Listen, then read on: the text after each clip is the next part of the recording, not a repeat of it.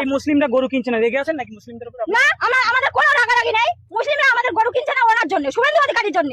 উনি মানে মুসলিমরা ভয় পেয়ে গেছে। উনি যেভাবে আইনটা বের করেছে, প্রশাসনের ভয় দেখাচ্ছে যে 6 মাসের জেল আবার জরিমানা। এই মানে এই ভয়টা কেউ আসছে না। আমাদের সোনার বাংলা বলার থেকে মৃত্যুর বাংলা তৈরি করে দিয়েছেন উনি। আমাদের স্বামীরা কি করে খাবে, কি করবে? আমরা এখন রাস্তায় বসা ছাড়া আর কোনো মানে উপায় নেই, আমাদের মরা ছাড়া আর কোনো উপায় নেই। তাহলে এসে বিষ দিয়ে যাও, না আরে দড়ি তুলে মানে হাতে দিয়ে যাও, তাহলে আমরা মরি। আপনি সেটাই দেখুন। যেখানে যারা গরু ব্যবসায়ী, এখানে দেখতে হচ্ছে মা বোনেরা অনেকে আছে। ও, কি ব্যাপার, কি বলবেন? আমাদের যে শুভেন্দু অধিকারী মহাশয় এসেছে, উনি আমাদের কুরবানির কথাটা তুলে দিচ্ছেন, আমরা এটা মানতে পারছি না।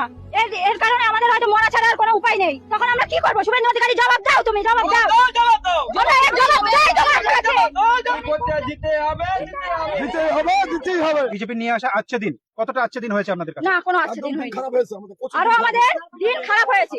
আমাদের স্বামীরা কি করে খাবে, কি করবে? আমরা এখন রাস্তায় বসা ছাড়া আর কোনো মানে উপায় নেই, আমাদের মরা ছাড়া আর কোনো উপায় নেই। তাহলে এসে বিষ দিয়ে যাও, না আরে দড়ি তুলে মানে হাতে দিয়ে যাও, তাহলে আমরা মরি। আপনি সেটাই দেখুন।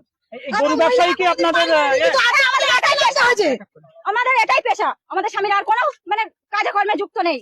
আমাদের এই করে খেতে হয়, আমাদের মানে সংসারও চলে, ওদেরকেও আমরা খাওয়াই। এখন আর খাওয়াতে পারছি না।